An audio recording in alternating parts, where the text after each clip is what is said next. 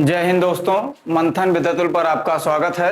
हम लोग हिंदी के संधि विचार के स्वर और व्यंजन पढ़ रहे थे, जिसमें स्वर खत्म हो गया था, व्यंजन संधि पढ़ रहे थे। व्यंजन संधि में हम लोगों ने 10 नियम पढ़ चुके थे। हम लोग 11वें नियम पर पहुंचे थे। आइए देखते हैं 11वां नियम हमसे क्या कहता है। नियम 11 है, यदि किसी पद के अंत में आ बड़ा आ को छोड़कर कोई अन्य स्वर आए तथा बाद में सा आए तो उसका योग करते समय जो ये वाला सा रहता है ये मूर्धा सा में परिवर्तित कर देते हैं। कैसे? जैसे लिखा है विषम, वी प्लस सम, जब ये वाला विषम लिखेंगे तो ये वाला सा परिवर्तित हो गया, इस सा में आ जाएगा। जैसे लिखा है नी प्लस संग, इसका योग करेंगे तो ये वाला सा इस में परिवर्तित हो जाएगा, ये हो जाएगा निसंग। ऐसे लिखा है अभिधन सेक, जब इसका योग करेंगे तो ये हो जाएगा अभिषेक और सा ये वाला इसमें परिवर्तित हो जाएगा। ऐसे परिधन सद होता है, ये वाला सा इसमें परिवर्तित होके परिषद बनाता है।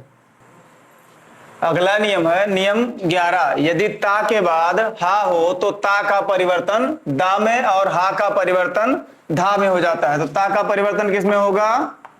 ता का परिवर्तन दा में और हा का धा में हो जाता है। तो उत्धन हत लिखा है, उद्धत होगा। ता का परिवर्तन किस में हुआ? दा में हुआ और हा का परिवर्तन हुआ धा में।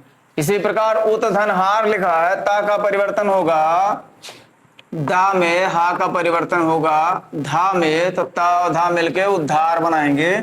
ऐसे उत्धन हरण लिखा है, ता का परिवर्तन दा में, हा का परिवर्तन धा में और दोनों मिलके यहाँ उद्धरण बनाएंगे। ऐसे पतधन हति लिखा है, ता का परिवर्तन दा में, हा का परिवर्तन धा में और दोनों मिलके यहाँ क्या बनाएंगे? पद्धति बनाएंगे। तो अगला नियम है नियम 13। नियम 13 में क्या कह रहा है? यदि किसी पद के अंत में दा हो, आधा दा हो तथा बाद में का आए, खा आए, ता आए, था आए, पा आए, फा आए या सा या छा आए तो दा का परिवर्तन किस में कर देते हैं? ता में कर देते हैं। यानी दा आधा दा को बदल के आधा ता में परिवर्तित कर देंगे। कैसे करेंगे? उदाहरण देख के हम लोग समझते हैं कि उदाहरण में क्या कह रहा है। उदाहरण में हमसे कह रहा है जब विपद धन काल का योग करेंगे तो दा परिवर्तित हो जाएगा आधा ता में और प्लस का मिलके विपद काल बनाएंगे। ऐसे दूसरा उदाहरण है तद धन काल का योग करेंगे तो दा परिवर्तित हो जाएगा आधा ता में प्लस ये वाला का मिलके आधा तत्काल बनाएगा। ऐसे तीसरे उदाहरण में हमसे कह रहा है कि सद धनकार सत्कार हो जाता है, डा किस में परिवर्तित होता है? आधा ता में और ये वाला का मिलके दूसरे वाले पद का पहला अक्षर का मिलके सत्कार बनाते हैं। ऐसे शरद धन काल का जब योग करते हैं तो दा परिवर्तित होता है आधा दा पूरे आधा ता में प्लस काल वाला काल मिलता है, दोनों मिलके क्या बनाते हैं? शरत काल बनाते हैं। तो अगला नियम है नियम 14, यदि किसी पद के अंत में मां हो तथा बाद में अंतस्थ व्यंजन आए या ऊष्म व्यंजन आए या संयुक्त व्यंजन आए तो जो मां होता है वो अनुस्वार ये वाला इसमें बदल जाता है। जैसे समधन विधान लिखा रहता है तो इसका जब हम योग करते हैं तो ये संविधान हो जाता है। ऐसे समधन स्थान का मां परिवर्तित हो जाता है अनुस्वार में तो ये संस्थान हो जाता है। फिर अगला नियम क्या कहता है? नियम 15। नियम 15 है यदि ना से पहले, ना से आधा ना से पहले रा पूरा री या आधा रा या आधा सा हो तो इसका योग करते समय ना का परिवर्तन किसमें? अड़ा में कर देते हैं।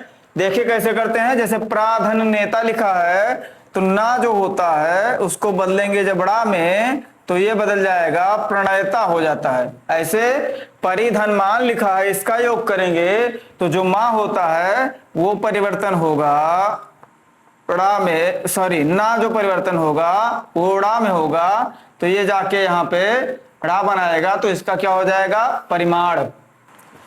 तो अगला नियम है 16, यदि सम उपसर्ग के साथ, उपसर्ग जो आगे लगता है के बाद क्री धातु से बनने वाला कोई भी पद आए तो दोनों के बीच आधा सा का आगमन हो जाता है, आधा सा लग जाता है। क्री धातु क्या होती है? जैसे लिखा रहे कर, कार, करण, कृत या कृति या कर्ता या कारक, इसको क्री धातु बोलते हैं।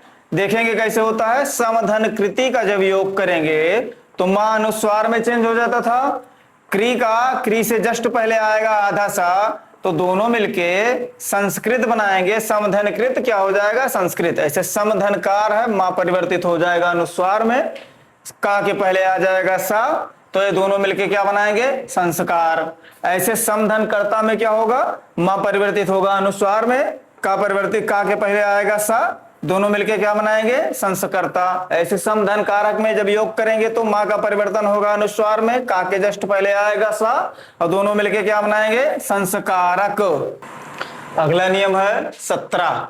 यदि ई, ए या ए के बाद अस्थ या स्न धातु आए तो अस्थ के स्थान पर क्या हो जाएगा? आधा स, ठा तथा स्न के स्थान पर हो जाएगा स अड़ा, आधा सा अड़ा। कैसे? उदाहरण देखते हैं। बी प्लस स्नु लिखा है तो स्नु चेंज होगा स्र अड़ो, अड़ा पर छुटा मात्रा लग जाएगा, जाके क्या बनाएगा? विष्णु। इसके स्थान पर क्या आया? ये आया। ऐसे वी प्लस स्थान लिखा है तो इसके स्थान पर क्या चेंज होके आएगा? ये आधा सा और ठा, ठा पर बढ़क मात्रा, ये बनाएगा विष्ठा। विष्ठा का अर्थ होता है गंदगी।